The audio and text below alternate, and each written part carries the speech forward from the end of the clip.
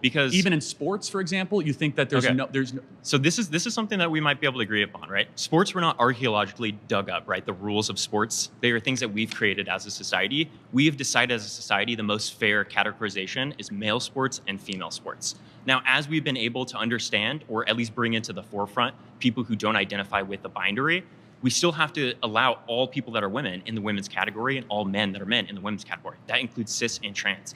If you'd like to change that category because you think it's unfair, we can do that. That's what's awesome about arbitrary rules is we can decide hormones. I might not know this, but like when the Greeks started the Olympics 2,000 years ago, did they have like a bunch of dudes wrestling with women? I don't even think they allowed women to compete.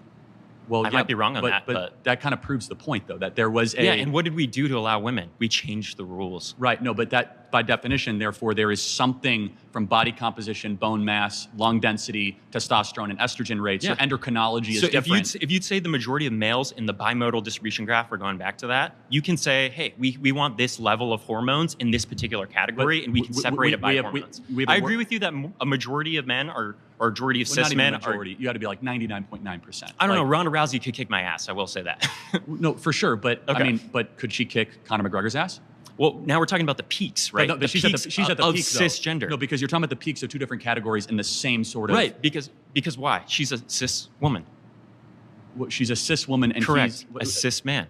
But yes, and he could kick her tail, right? Yes, I would agree. Oh, okay, for sure, right? Because cis men and cis women have different hormone levels. If you want to change the hormones, we can change the categorization. But you're saying that you want men and women, bar none, and you say that's the most fair category. Then we have to allow all women and all men. But again, those things don't